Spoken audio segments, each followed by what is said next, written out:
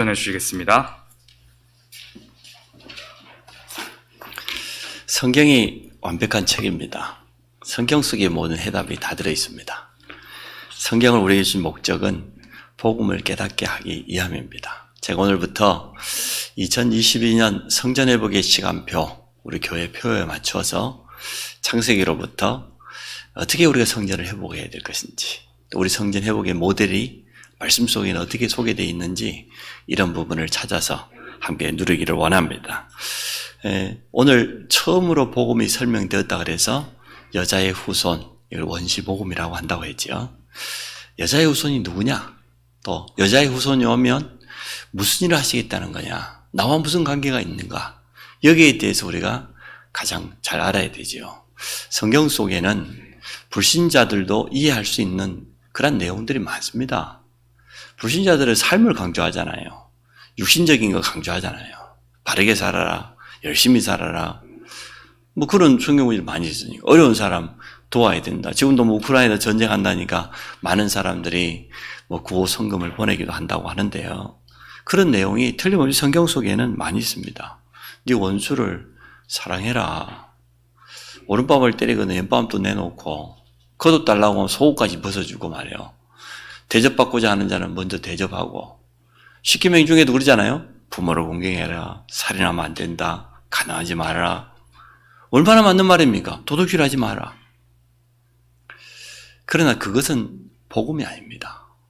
그건 구원과 관계없습니다. 성경을 우리에게 주신 것은 복음을 깨닫게 하려는 겁니다.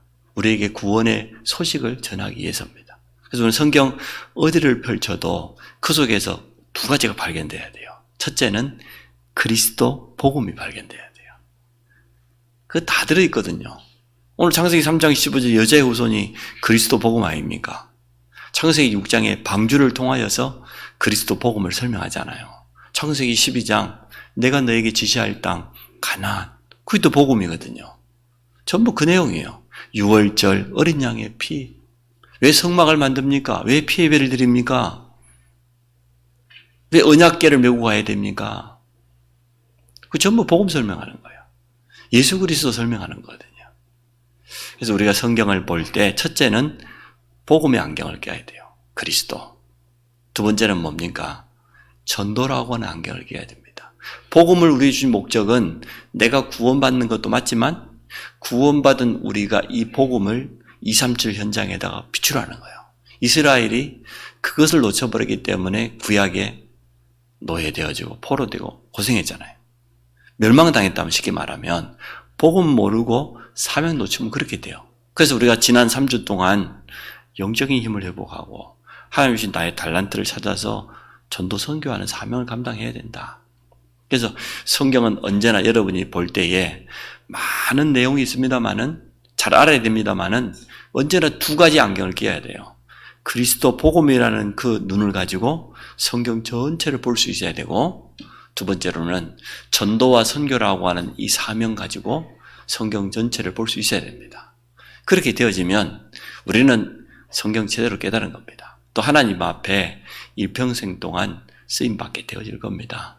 성도의 가장 큰 행복이 뭐라고 그랬습니까? 하나님께 발견되어서 쓰임받는 겁니다. 바울이 나는 그리스도께 발견되어 쓰임받기를 원한다. 위에서 부르신 부름의 상을 위해서 달려간다. 그리고 고백했지 않습니까? 이 자리에는 우리 모든 성도들이 복음이 더욱더 깊이 이해되어지고 또 하나님께 귀하게 쓰임받는 이러한 삶을 사시기를 축복합니다. 자, 여자의 후손. 이 땅에 일어나는 모든 문제의 시작을 성경에만 정확히 밝히고 있어요. 창세기 3장. 우리 인간의 근본 문제. 원래 인간은 하나님의 형상대로 창조되었지 않습니까? 하나님과 함께하는 그러한 존재로. 하나님과 함께할 때 전혀 부족함 없습니다. 에덴의 축복은 완전했습니다. 하나님 주신 그 지혜와 능력은 완전했습니다. 그게 아담과 하와입니다. 하나님의 형상을 우리에게 넣어주셨어요. 하나님 알 수 있도록, 하나님께 예배하도록, 하나님께로부터 모든 지혜와 모든 능력을 부여받을 수 있도록. 그게 하나님의 형상입니다. 하나님의 형상을 잃어버렸다 그 말은 모든 것을 다 잃어버린 겁니다. 우리 인간에게만 하나님의 형상이 있어요. 그 어떤 동물에게도, 식물에게도 하나님의 형상 없습니다. 우리는 그렇게 영적인 존재요, 특별한 존재로 만들어진 겁니다. 에덴의 모든 축복을 다 주었잖아요. 하나님이 만들어 놓은 이 창조물을 다스리고 정복하고 차지하고, 그게 원래 인간의 모습입니다. 근데 하나님은 이 에덴의 완전한 축복을 누릴 수 있도록 한 가지 계약을 맺은 거죠. 그게 선악과입니다.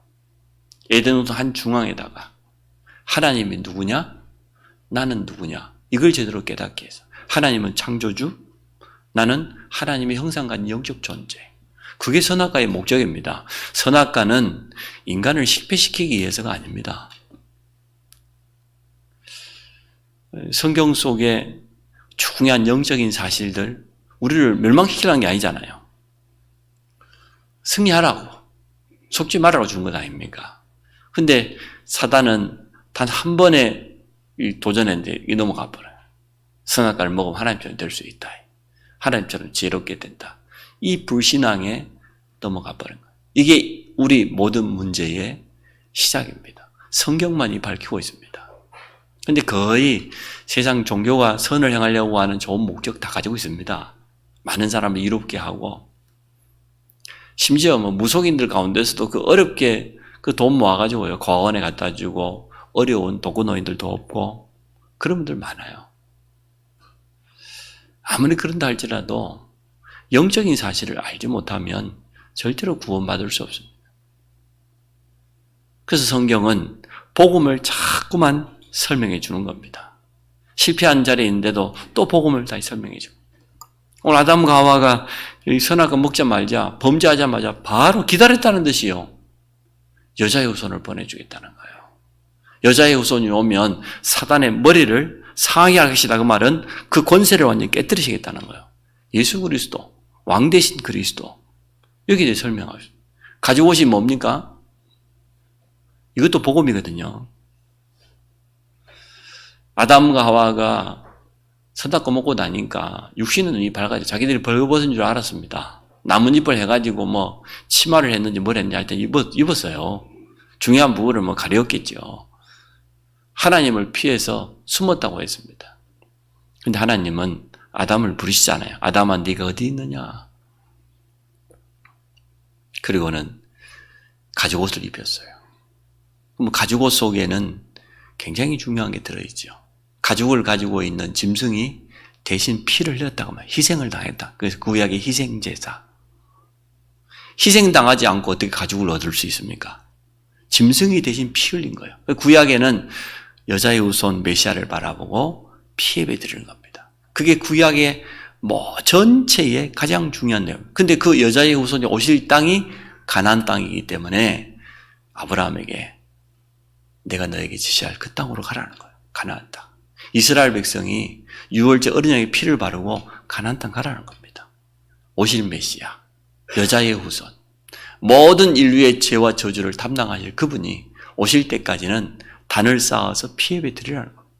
그에게 구약 성경의 모든 내용입니다. 성경은 우리에게 복잡한 것을 말하잖아요. 어떤 사람들은 성경 어렵다고 말하는데 사실은 전혀 어렵지 않아요. 제가 지난 과거에 가장 안타까웠던 게, 교회를 오랫동안 다니면서도 이 여자의 후손이라는 단어를 왜 몰랐을까? 가죽옷. 좀 누군가 나에게 정확하게 좀 설명해 줬더라면, 또 설명했는데도 내가 못 깨달을 수 있죠.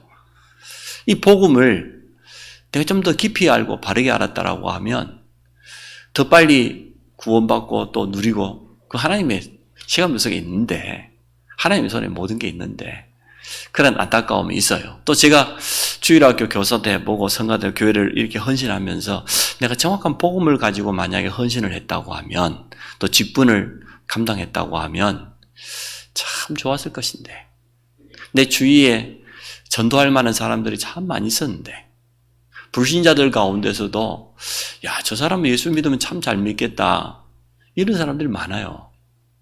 내보다 훨씬 더 나아요. 내가 정확한 복음이 있었더라고 하면 그들을 좀 제대로 도울 수 있지 않았을까. 그런 좀 지나가 버린 겁니다만은 안타까움이 있어요. 여러분 누구에게나 다 있겠지요. 늦지 않았습니다. 지금부터라도 여러분이 정확한 복음 가지고 하나님 앞에 서시기를 바랍니다. 일단 모든 사람은 원죄 아래에 있습니다. 창세기 3장 사건 이후로 태어난 모든 인간은 원하지 않지만 아담의 후손이에요. 아담의 후손이란 말은 무슨 말입니까? 창세기 3장에 원죄 아래, 저주 아래 있다 그 말이에요. 아담이 선악과를 먹었는데 내가 왜 죄인입니까? 그건 하나님의 법이에요. 그래서 로마 3장 10장에 그랬잖아요. 의인은 한 사람도 없다고. 모든 사람이 죄인이라고. 죄의 삭은 사망이라고. 영원한 멸망, 지옥이라고. 성경은 분명히 말해놓고 있습니다. 우리는 원래 그 속에 있었어요.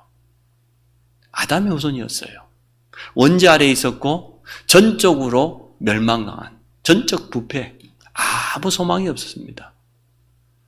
이러한 인간에게 하나님이 처음으로 복음을 설명했는데, 복음을 소개해 주셨는데 그게 오늘 창세기 3장 15절이라. 아담의 후손은 안 돼. 아담의 후손은 다 저주받고 지옥 가야 돼. 여자의 후손을 보내주겠다. 죄 없는 구원자를 보내주겠다는 거예요. 그 여자의 후손이 오면 사단의 권세, 머리를 깨뜨릴 것이다. 여자의 후손이라는 이 단어를 잘 이해해야 돼요. 여자의 후손이 누굽니까? 예수 그리스도 아닙니까? 우리가 오늘도 신앙 고백했습니다. 동정녀 마리아에게서 나시고. 동정녀란 말은 완전 수천녀거든요. 한 번도 남자를 가까이 하지 아니한 성령으로 잉태되어서 여자의 후손으로 오신 분, 예수 그리스도. 우리 모두는 아담의 후손인데 그분이 뭐 하겠다는 겁니까? 가죽 옷을 지었다는 것은 짐승이 피 흘린 것처럼 우리의 죄를 대신해서 피 흘리시겠다는 거예요. 구약에는 예수님 오실 때까지는 계속 양을 잡아가지고 피 예배 드렸어요. 그때마다 저주를 이겼어요. 그것도 한 번 드리는 게 아니라 매 주일마다 예배 때마다 피 예배 드렸어요. 피 흘림이 없이는 절대로 죄 용서함이 없기 때문에 성경은 이 복음을 우리에게 분명히 설명해 줘요. 이 땅이 창조되기도 전부터 사단은 존재했다니까요. 성경에 에스겔서 28장, 이사야서 14장, 요한계시록 중요한 성경 구절을 보면은 사단의 존재, 사단의 활동, 사단의 마지막 말로 분명히 말해놨어요. 에스겔서 28장에 뭐라고 했습니까? 하나님이 찬양을 담당하는 천사들을 만든 겁니다. 천사들이 있으니까 우두머리가 있어야 될 거 아니에요. 그게 천사장이요. 그래서 많은 천사들을 이끌고 하나님께 찬양을 해야 되니까 각종 보석으로 아름답게 꾸며주고 지혜도 주고 능력도 주고 모든 걸 다 준 겁니다. 그런데 지음받는 그날부터 불의가 드러났다고 그랬어요. 어떤 마음이 들었냐? 교만한 마음이 든 거예요. 이사야 14장에 보니까 지극히 높은 창조주 하나님과 내가 비기겠다. 아니 천사장이 이게 자기의 위치 직분을 다 망각해버리고 하나님 주신 그 능력과 지혜와 그 아름다움을 가지고 도리어 천사들을 유혹하고 하나님을 대적했어요. 사단 이름 뜻 자체가 대적자잖아요. 대적자. 누구에게 대적? 창조주 하나님께 대적한 거예요. 또 이름이 뭡니까? 속이는 자자 아닙니까? 거짓말쟁이 아닙니까? 창세기 3장에 보세요. 하와를 속이는 거 보세요. 이야, 성경이 답이에요. 요한계시록 12장 9절에 옛뱀 속에는 마귀라고도 하고 사단이라고 하는 온천하를 유혹하는 자가 들어갔다. 뱀이 아닙니다. 정확히 보면. 영적 존재인 사단이 이 뱀 속에 들어갈 동안 지금도 막 무속인 속에 들어가서 역사하고 종교 지도자들 속에 우상 숭배하는 자들을 배후에 얼마나 사단이 역사합니까? 그 이름이 거짓말쟁이란 말이에요. 선악과 먹으면 정령 준다 하나님 말씀했는데 먹으면 안 준다는 거예요. 먹으면 눈이 밝아져서 하나님처럼 지혜롭게 되는데 그렇게 하지 말라고 하나님 먹지 말라고 했다는 거예요. 아이 그 말을 듣고 보니까 그 속 유혹에 넘어가요. 불신앙이 찾아와요. 야 이거 먹으면은 내가 하나님처럼 될 수 있구나. 창세기 3장 하나님 필요 없다는 거예요. 내가 하나님 될 수 있다. 되게 어마어마한 능력이.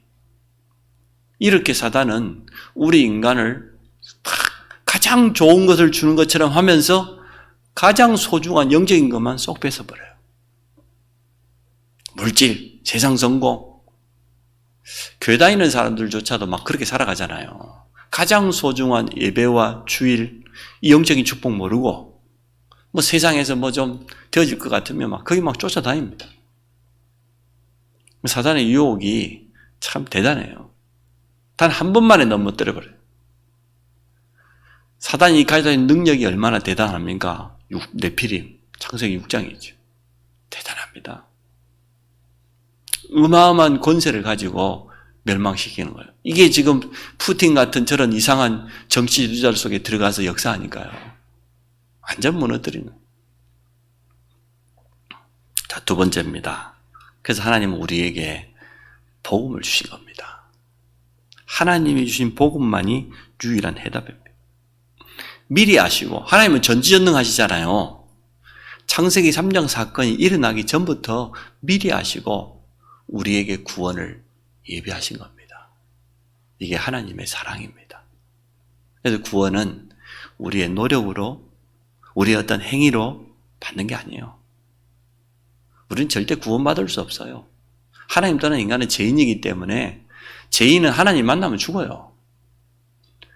죄 없는 하나님이 직접 우리에게 찾아오신 겁니다. 어떻게? 여자의 후손으로. 그러니까 아담의 후손과 여자의 후손은 완전 다른 말이죠. 모든 인류는 여자의 후손이기 때문에 원죄 아래에 있고 저주받았고 지옥 가야 될 운명이라 사단에게 붙잡혔어요. 그럼 여자의 후손은 누굽니까? 아담의 후손이 아니다. 그 말은 원죄가 전혀 없는 참 하나님이 우리를 구원하시기 위해서 오셨다 그 말이거든요. 그게 성경이 말하고 있는 복음입니다. 우리가 죄인 되었을 때, 우리가 멸망 가운데 있을 때 그분이 우리를 찾아오죠. 이게 하나님의 약속입니다. 이게 구약의 메시아 사상입니다. 이 약속 붙잡은 자가 피해배드리면 저주를 이기는 겁니다. 이 언약 잡은 자가 가니까 여리고도 무너지고 요단도 갈라지고 가나안 땅을 정복한 거예요. 언약궤를 메고만 갔는데 하나님 주신 복음은 그래서 완전합니다. 원죄 아래에 있는 우리에게 직접 창조자 하나님이 찾아오죠. 요한복음 1장 말씀이 맞는 거예요. 태초에 말씀이 계시니라. 창세기 1장에도 태초잖아요. 태초에 하나님이 세상을 창조하시니라. 말씀으로. 근데 요한복음 1장에는 태초에 말씀이 계신, 이 말씀이 곧 하나님이에요. 근데 이 말씀으로 계신 하나님이 사람의 몸을 입고 오신 거예요. 우리 인간은 영을, 하나님의 형상을 잃어버리기 때문에 영인 하나님을 알 수도 없고 만날 수도 없어요. 그래서 하나님이 직접 오셔야 돼. 근데 영으로만 오시면 우리가 알 수 없잖아요. 그래서 사람의 몸을 입고 영이신 하나님이 오신 겁니다. 그래서 완전하신 하나님, 완전하신 인간의 몸을 입고 오신 분이 예수 그리스도예요. 영접하기만 하면 돼요. 예수가 그리스도라는 사실을 믿기만 하면 돼. 아무런 조건이 없어요. 복음이 얼마나 쉽습니까?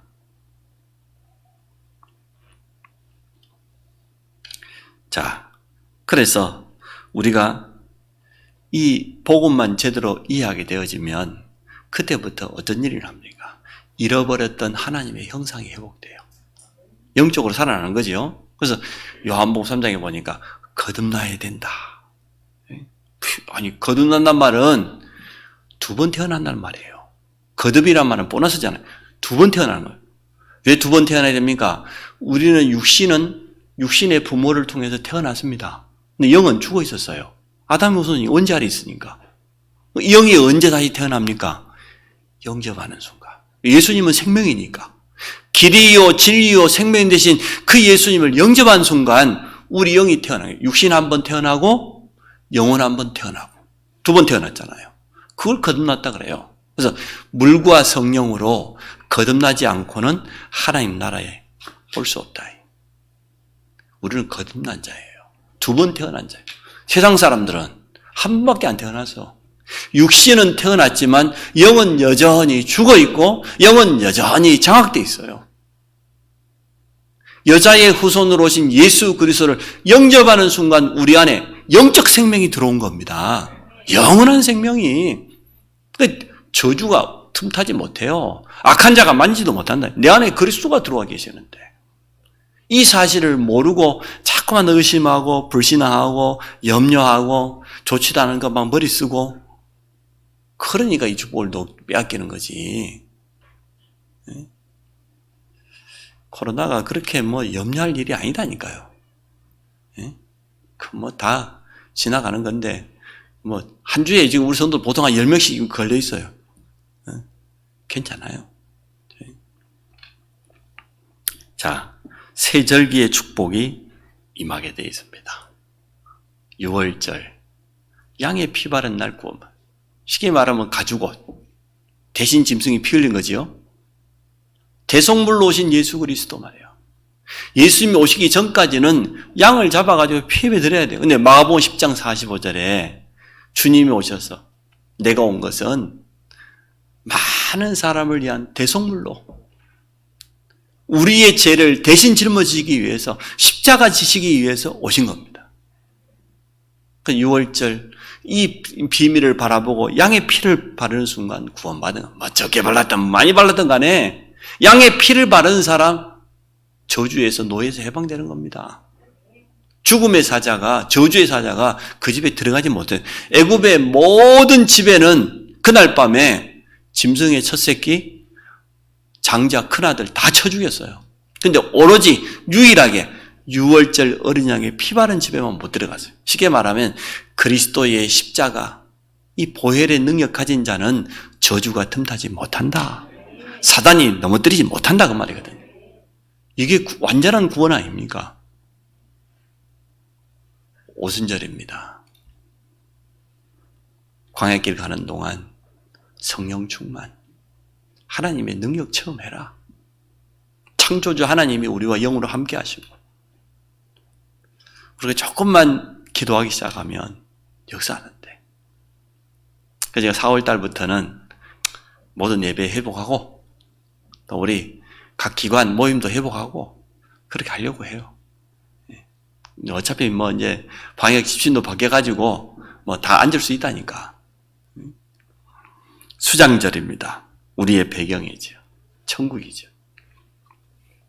자, 세 번째, 단을 쌓고 피예배의 비밀을 누려라. 이게 구약의 키입니다. 단을 쌓는단 말은 예배단을 쌓는 거예요. 그 예배의 키는 뭐냐? 피예배가 없는 예배는 예배가 아니에요. 다음 주에 제가 이제 볼 겁니다. 아벨과 가인이 단을 쌓은 거. 아벨과 가인은 어떻게 성전을 해보겠냔 말이죠. 오늘 지금 우리는 여자의 후손이라고 하는 이 언약 붙잡고 가죽옷을 가지고 단을 쌓는 거예요. 그게 구약의 승리하는 비밀. 재앙을 이기려고 하면 이길 밖에 없어요. 그래서 히브리서 9장 22절에 피 흘림이 없이는 결코 제 용서가 없다. 저는 구약에 왜 이렇게 양을 많이 잡았을까? 징그럽게. 모든 예배가 전부 피 흘리는 거예요. 얼마든지 다르게 예배 드릴 수 있을 건데, 히브리서 9장 22절에 피 흘리지 않고는 절대로 안 되는구나. 누군가가 대신 희생당하지 않으면 안 돼요. 우리가 하나님 떠난 이 원죄가 이렇게 무서운 거예요. 근데 교회 안에 있는 많은 성도들조차도 죄가 뭔지를 몰라요.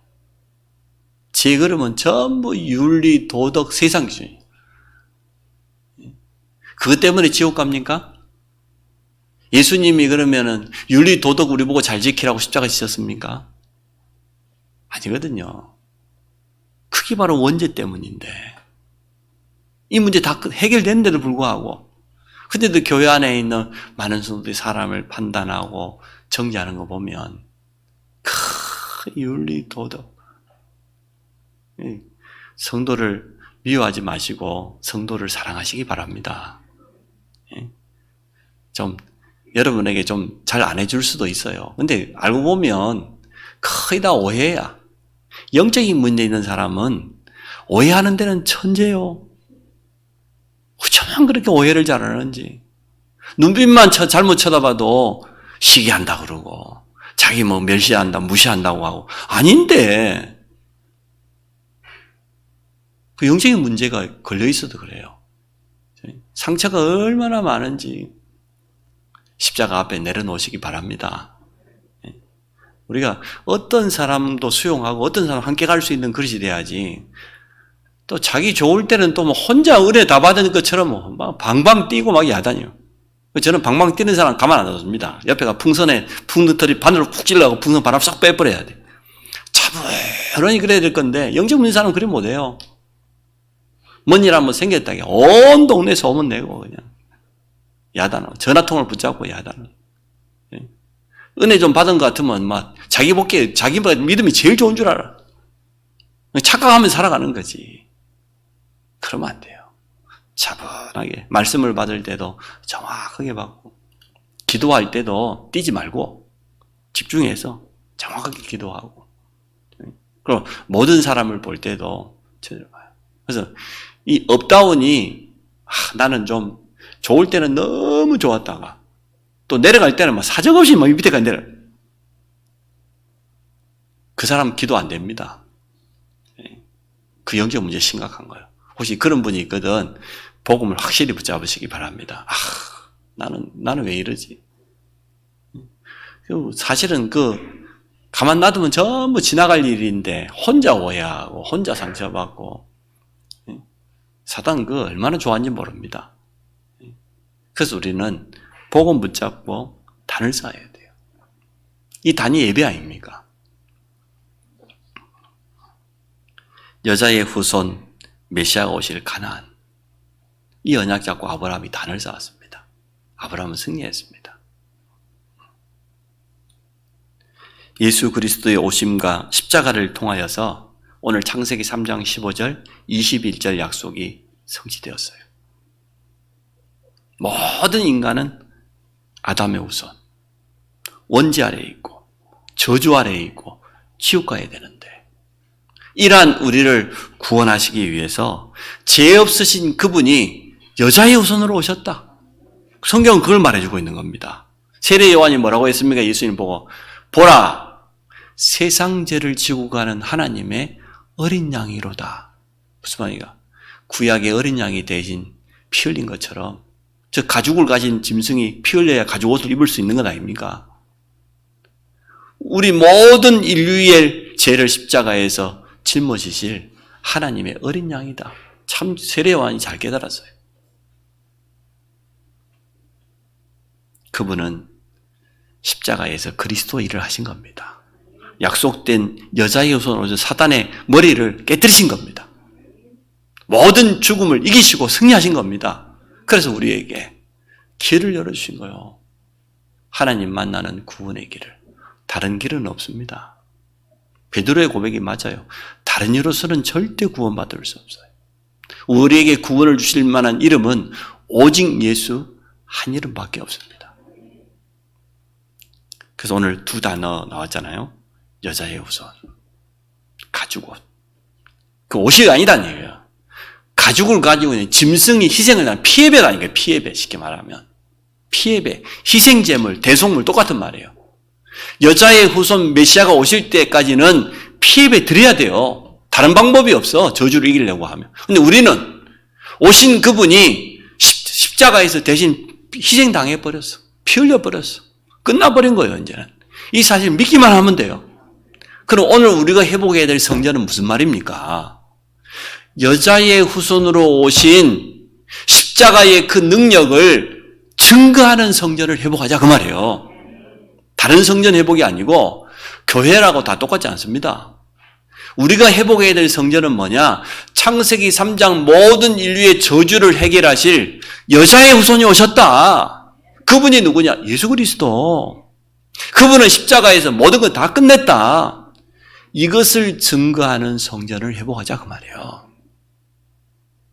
그런다고 하면 하나님은 얼마나 기뻐하겠습니까? 교회는, 성전은 다른 것 하는 데 아닙니다.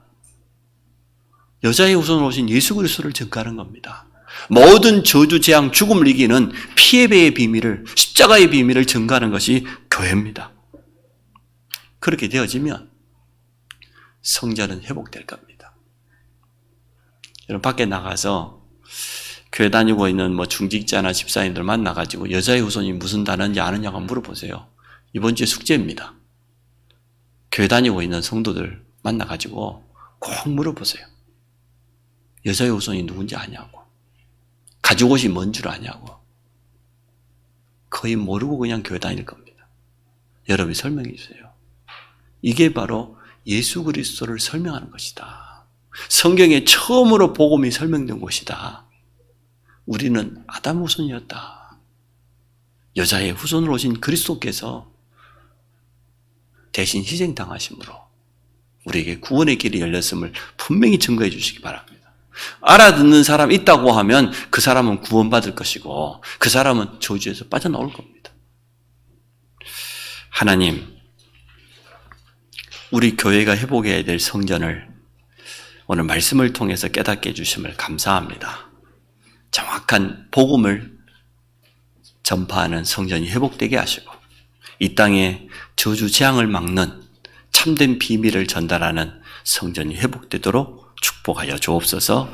예수 그리스도 이름으로 기도합니다. 아멘. 찬송가 260장 찬양하시